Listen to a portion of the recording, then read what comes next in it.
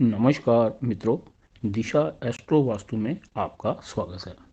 आज का हमारा टॉपिक है अपने रिश्ते सुधारें और अपने भाग्य को संवारें। जी हाँ, ये बिल्कुल सही है। एस्ट्रोलॉजी को अगर हम उसके रूट्स को समझते हैं, उसके फंडामेंटल को समझते हैं, तो ये बड़ा हेल्पफुल टूल है हम सब के लिए। बात यह है इसकी प्रैक्टिकल एप्लीकेशन करें हम अपनी लाइफ में। कोई भी बिल्डिंग अगर बड़ी बनानी है, स्ट्रॉन्ग बनानी है, पहले उसका फंडामेंटल यानी कि फाउंडेशन स्ट्रॉन्ग होनी चाहिए। आज हम बात करेंगे कि जब हम अपने जो रिश्ते हैं हमारी सराउंडिंग में, हमारे परिवार में अगर हम उन रिश्तों को समझते हैं, उनके कारकों को समझते हैं और थोड़ी सी कॉमन सेंस यूज़ करें, तो हम अपने प्लैनेट्स को भी उनसे क्या कर सकते हैं, ये हील कर सकते हैं। उससे हम उनकी कंडीशनिंग कर सकते हैं। जैसे हम बात करेंगे सबसे पहले भगवान सूर्यदेव की। जो सूर्यदेव हैं वो हमारे पिता के कारक होते हैं, और जब हमारे अपने पिता के साथ अच्छे संबंध होंगे तो सूर्य हमारा कुंडली में कहीं पे भी होगा, सूर्य ऑटोमेटिकली सही हो जाएगा। इसे आप चेक करें।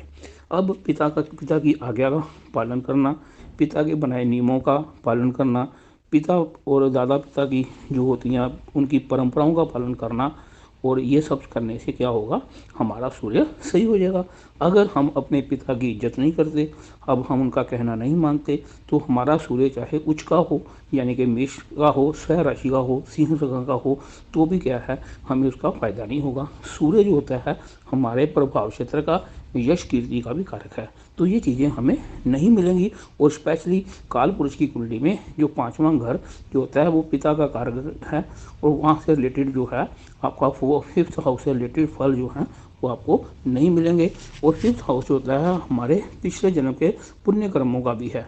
हमारे पुण्य कर्म जो हैं वो रिलीज़ नहीं होंगे, बिकॉज हमने वहाँ पे उसको क्या है, उसका कोड नहीं लगाया। उसका कोड क्या है, उसका कोड है सूर्य को प्रसन्न रखना। तो जब भी आप चाहते हैं पिछले जन्मों के पुण्य कर्मों का फायदा उठाना है, तो उसका जो है बैंक का अकाउंट जो है वो आपको मिलेगा सूर्य से, यानी कि पिता की सेवा करनी चाहिए, तभी हमें उसका फल मिलेगा। इसके बाद हम आते हैं दूसरे प्लेनेट पे, वो है चंद्रमा। चंद्रमा जो होता है वो माता का कारक होता है, माँ, मासी और बुजुर्ग औरतों का। हमें क्या करना है, चंद्रमा को सही करने के लिए अपनी माता को जो है उनको वैल्यू देनी है, उनको इज्जत देनी है।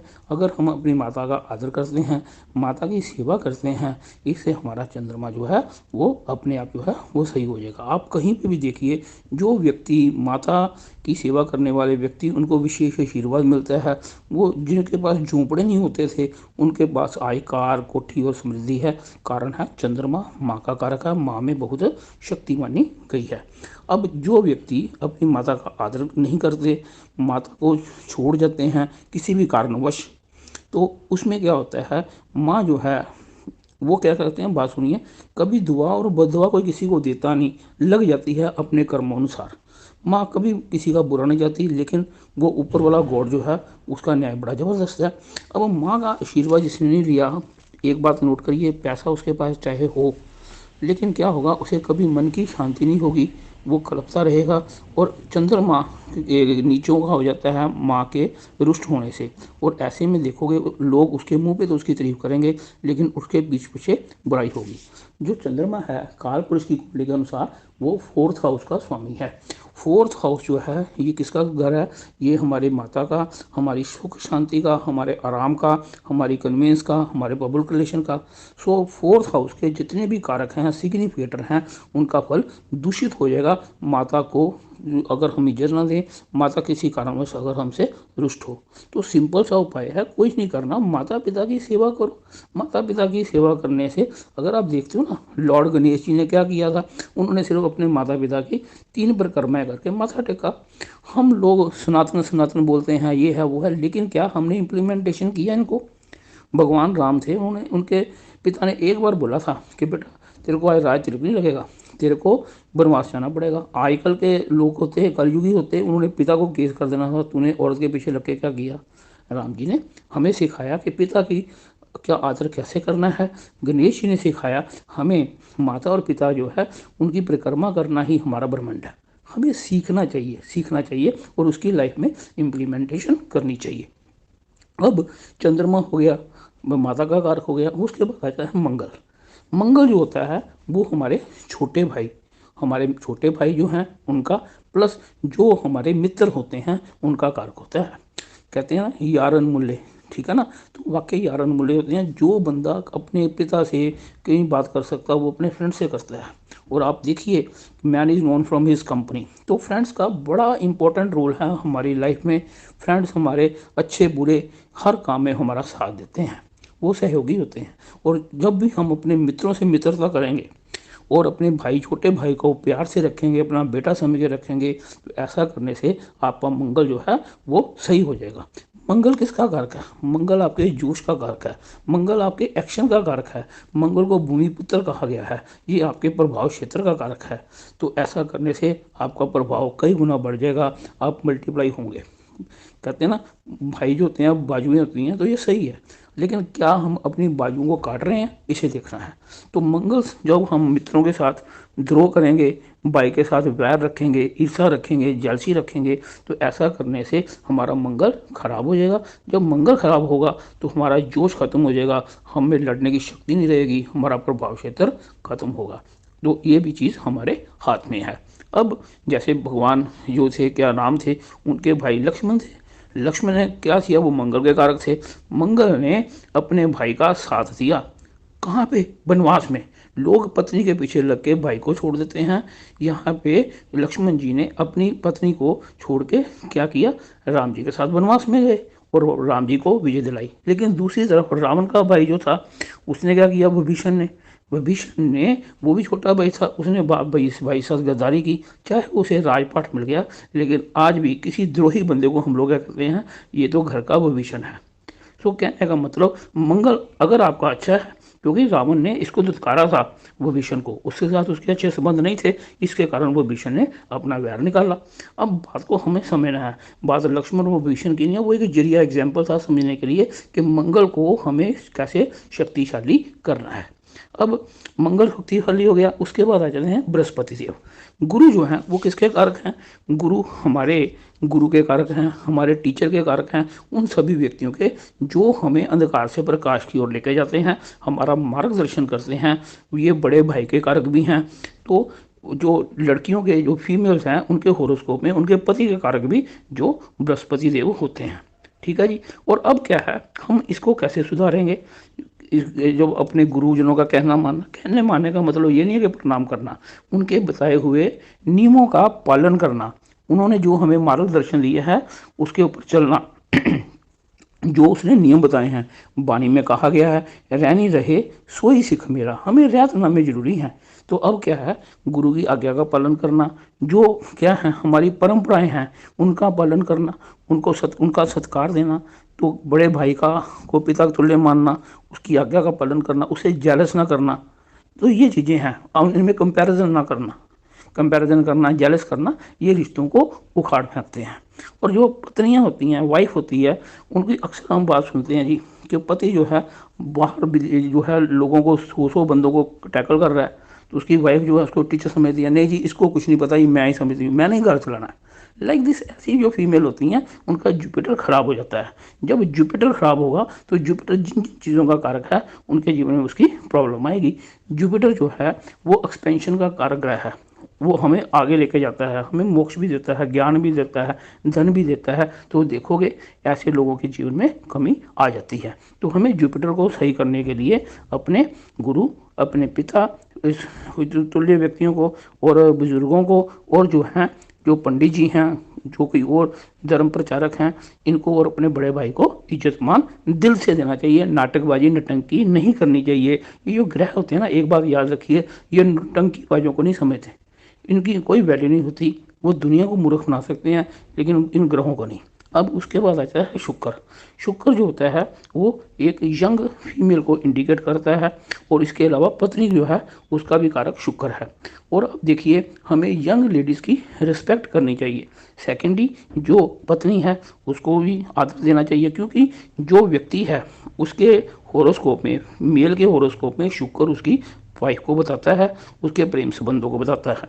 और अगर हम शुक्र को सही करते हैं, वाइफ से हमारे संबंध अच्छे हैं, हम उसको रिस्पेक्ट देते हैं, तो उसकी वैल्यू को समझते हैं, उसके सेंटिमेंट्स को रिस्पेक्ट देते हैं। तो ऐसा करने से हमारा शुक्र सही होता है। जब शुक्र सही होगा तो वर्ल्डली प्लेजर जो हैं लाइफ में आते हैं, और जितनी भी मटेरियलिस्टिक वर्ल्ड की चीज़ें हैं, लग्जरीज हैं, हमारी लाइफ में आएंगी। क्योंकि पत्नी को हम लोग गृह लक्ष्मी कहते हैं, लेकिन गृह लक्ष्मी जो है उसका अगर हम आदर नहीं करेंगे तो प्रॉब्लम आएगी।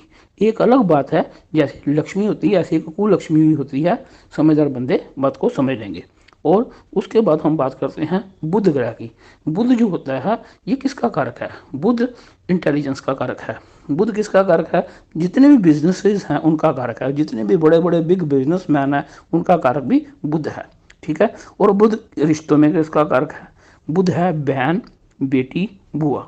बहन, बेटी, बुआ, इनका यथाशक्ति हमें आदर करना चाहिए, इनकी रिस्पेक्ट करनी चाहिए। इन्हें कभी भी अपने घर से खाली हाथ नहीं भेजना चाहिए, और इनके प्रति हमें सम्मान रखना चाहिए। ऐसा करने से हमारा क्या होगा? हमारा बुध सही हो जाता है। तो क्या है, कई बार अगर हम बहन बेटी से तो चलो सभी लोग प्यार करते हैं, बहन और बुआ लोगों को काफ़ी अटकती हैं, खास तौर के शादी के बाद। तो ये क्या होता है, अगर इनसे हमारे संबंध नहीं अच्छे होंगे तो हमारा बुध खराब होगा, और बुध जो खराब हो जाता है कई दिक्कतें आती हैं। एक बात और याद रखिए, जो मेडिकल एस्ट्रोलॉजी में सबसे खतरनाक ग्रह बुध को बोला गया है। बुध के कारण बहुत सारे क्रोनिक डिसीज आते हैं, खासतौर पे मेंटल से रिलेटेड, ब्रेन से रिलेटेड प्रॉब्लम्स आती हैं, और ब्रेन हेमरेज तक जो है बुध का कारक है। तो बुध प्लैनेट्स का एक सीधा सा सिंपल सा रास्ता अगर निकालना है, बहन, बुआ, बेटी, इनके पांव छुओ, इनको आदर दो, यथाशक्ति इनके साथ इनको गिफ्ट दो। ऐसा करने से आपका जो बुध है वो सही हो जाएगा। अब बुध के बाद हम बात करते हैं, जो हमने ये देखा, अब हमारे पास प्लैनेट बचता है, ये आ गया आपका शनि। शनि क्या है? शनि आपका सेवक है, शनि आपका हेल्पर है। शनि वो व्यक्ति जो आपके सबॉर्डिनेट्स हैं, और वो आपके चाचा जी हैं, वो भी आपके शनि का कारक हैं। तो ये चीज़ों को, इनको आदर देने से, इनको रिस्पेक्ट देने से शनि जो है वो कालपुरुष की कुंडली में लाभ का और आपके कर्मों का स्वामी है। जैसे शनिदेव आपको कर्मोनुसार फल देते हैं, और उस कर्मों का फल ही आपको लाभ के रूप में मिलता है। तो अगर आप इन संबंधों से, अपने चाचा से, अपने ताऊ से, अपने जो सबॉर्डिनेट्स हैं उनसे आपके संबंध अच्छे होंगे, तो ये क्या करेंगे, ये आपके लिए बहुत फलित होंगे। अदरवाइज अगर शनि खराब है तो आपको क्रॉनिक डिसीज आ सकते हैं, मृत्यु तो ले कष्ट आएंगे। इस चीज़ का आपने ध्यान रखना है। ठीक है जी। अब आ जाता है राहु। जब हम राहु की बात करते हैं तो हमारे दादा दादी जो हैं वो राहु के कारक हैं। राहु जो हैं उनके साथ हमारे संबंध अच्छे होने से राहु हमें उच्च का फल देता है। उच्च का राहु जो है आज के युग में धन दौलत सब कुछ दे देता है, लेकिन नीचों का राहु हमें जीरो से शुरू कर देता है। कहते हैं राहु पहले राजा को बनाएगा रंक, फिर लगाएगा कलंक। कब? जब हम अपने दादा दादी की रिस्पेक्ट नहीं करते, उनके प्रति हमारे पास अगर हम उनको अनादर शो करते हैं। इसके बाद आता है केतु। केतु की जब हम बात करेंगे तो केतु जो है ये हमारे नाना जी और नानी जी का कारक है। और जब हम केतु को रिस्पेक्ट नहीं देते, नाना नानी को रिस्पेक्ट नहीं देते, तो जैसे हमें हड्डियों से रिलेटेड प्रॉब्लम आ जाती है, हमें जीवन में ऐसी ऐसी मुश्किलें आती हैं, क्योंकि केतु की कैलकुलेशन है ये हेडलेस है। तो अगर हम केतु जो रुष्ट हो जाएगा तो कैसे होगा, हमारे पास बातें बड़ी बड़ी होंगी लेकिन हमारे पास कोई इसका बेस नहीं होगा। केतु खराब होने की, जो केतु जब हमारे एंटी होता है तो हमारे दिमाग से सद्बुद्धि चली जाती है, पितरों का भी आशीर्वाद हमें नहीं मिलता। और नाना नानी की अगर हम इज्जत नहीं करेंगे तो हम कैसे समझेंगे कि हमें माता से आशीर्वाद मिलेगा।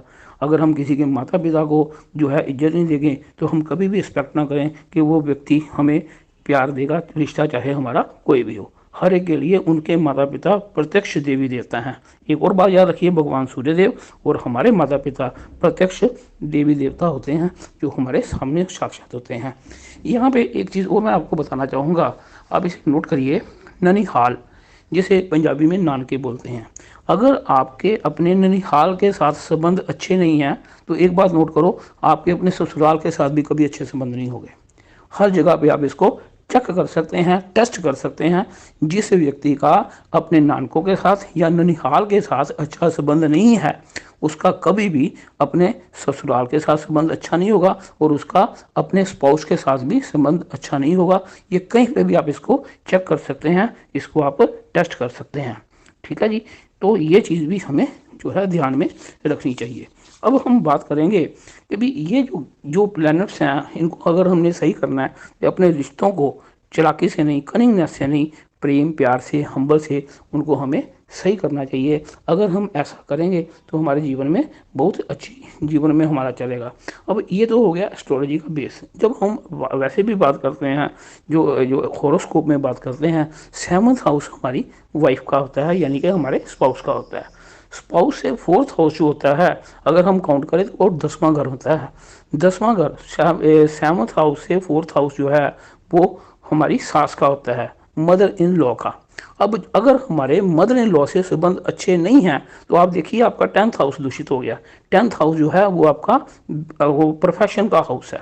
तो आप चाहे जितना मर्जी बोलो जी कि मेरा अगर आपके अपनी सास के साथ अच्छे संबंध नहीं है, आप उसको आदर नहीं देते, तो आपका 10th हाउस जो है वो दूषित हो जाएगा। और 10th हाउस जो है केंद्रों में से एक स्थान है। इसे आप चेक करें, अगर आपको बेसिक एस्ट्रोलॉजी की नॉलेज है तो आप इस बात को पॉइंट को कैच करेंगे। इसके बाद 7th हाउस से 9th हाउस वो होता है पत्नी के पिता, यानी कि 7 से 9 यानी कि आपके फादर इन लॉ, मतलब कि स्पाउस के पिता, मतलब लड़कियों के लिए और लड़कों के लिए, दोनों के लिए उनके 7th हाउस से 9th हाउस जो है वो उसके फादर इन लॉ है। ये आपका बनता है 3rd हाउस। 3rd हाउस हमारे क्या है, हॉबी का घर भी होता है, हमारे पराक्रम का घर भी होता है। तो आप देखोगे जिनका जिनका अपने ससुर के साथ अच्छे संबंध नहीं है, जो अपने ससुर को इज्जत नहीं देते, किसी भी कारण उनको अनादर मिलता है, तो इनका पराक्रम जो है वो फेल हो जाएगा। पराक्रम फेल होने से, क्योंकि जो 3rd हाउस होता है वो 9th हाउस के सामने है, 9th हाउस को कोई शक्ति नहीं मिलेगी, वो भाग्यहीन से दुर्भाग्यशाली हो जाएंगे। इसे हमने समझना है। सो हमने देखा कि अपने मदर इन लॉ और फादर इन लॉ को रिस्पेक्ट देने से हमारे जो हैं जो 10th हाउस और हमारे 3rd हाउस वो एक्टिव हो जाते हैं। इसे हमने समझना है। अब हम बात करेंगे सिस्टर इन लॉ और ब्रदर इन लॉ की। जो हमारा 7th हाउस होता है वो स्पाउस का घर है। स्पाउस से 3rd हाउस वो बनता है हमारा 9th हाउस। 9th हाउस किसका होता है, वो हमारे भाग्य का होता है। वो हमारे छोटे जो है ब्रदर इन लॉ या छोटी सिस्टर इन लॉ का घर जो है वो हमारा 9th हाउस होता है। अगर हमारे इनसे संबंध अच्छे होंगे तो हमारा 9th हाउस एक्टिव होगा। 9th हाउस एक्टिव होने से जो चीज़ें हमारे भाग्य में हैं वो हमें अच्छे ढंग से मिलेंगी, उनके वो दरवाजे खुल जाएंगे। अगर हमारा ब्रदर इन लॉ, छोटे ब्रदर इन लॉ और छोटी सिस्टर इन लॉ से हमारा रिलेशन अच्छा नहीं होगा तो यहाँ पे लॉक लग जाएंगे। एक चीज़ और बताएं, जो बड़े जो होते हैं ब्रदर इन लॉ या बड़ी सिस्टर इन लॉ, उसे हमने कैसे देखना है। 7th हाउस जो है, 7th हाउस से 11th हाउस तक आप काउंट करें, वो बन जाता है आपका 5th हाउस। तो 5th हाउस जो है वो आपकी संतान का भी होता है, आपके पिछले जन्मों के पुण्य कर्मों का भी होता है। तो इसमें हमने देखना है जो हमारा बड़ा जो ब्रदर इन लॉ होगा या बड़ी सिस्टर इन लॉ होगी, अगर हमारे उनके साथ संबंध अच्छे हैं तो हमारा 5th हाउस एक्टिव होगा। लेकिन अगर हमारे इनसे संबंध अच्छे नहीं हैं तो हमें 5th हाउस से रिलेटेड जो चीज़ें हैं उनका फल कम मिलेगा या लेट मिलेगा। अब हमारे हाथ में है कि हम अपने रिलेशंस को कैसे बढ़ाएं। रिलेशनशिप में हमें गिव एंड टेक नहीं करना चाहिए, बी प्रैक्टिकल अप्रोच नहीं रखनी चाहिए। जो हम किसी के लिए करते हैं वो करें। इसमें आप याद रखिए, किसी भी रिलेशन में अगर आपने चापलूसी की, अगर आपने कनिंगनेस यूज़ की, तो यहाँ पे राहु के बुरे प्रभाव आ जाते हैं। हमें ऑनेस्टी और सिंसेरिटी से अपने रिलेशंस को आदर देना चाहिए। ऐसा करने से हमारा और सबका जीवन बढ़िया हो जाता है। इसे हमेशा याद रखिए। और जब भी हम हॉरोस्कोप स्टडी करते हैं, एक व्यक्ति का हॉरोस्कोप नहीं देखा जाता, फैमिली का हॉरोस्कोप देखा जाता है। फैमिली में अगर एक बंदा डीसी भी लगा हुआ है लेकिन अगर उसका बेटा बीमार है, उसे कोई क्रोनिक डिसीज़ है, तो उसका इम्पैक्ट तो उसके ऊपर भी आएगा ना। मीनटू से अगर घर में एक पर्सन बीमार होता है तो एक पर्सन को प्रॉब्लम होती है तो वो सारे घर के ऊपर उसकी प्रॉब्लम का असर होता है। इसे हमें समझना चाहिए। आशा करते हैं ये जो चीज़ हमें समझ के अगर हम अपने रिलेशंस को राइट वे से एक्टिवेट करते हैं तो हम लोग अपने हॉरोस्कोप के पॉजिटिव इम्पैक्ट को भी जो है क्या कर सकते हैं, एक्टिव कर सकते हैं। होपिंग ये ऑडियो वीडियो जो है आप किसी के काम आएगी। Thank you very much. जिंदाबाद से रहो, खुश रहो।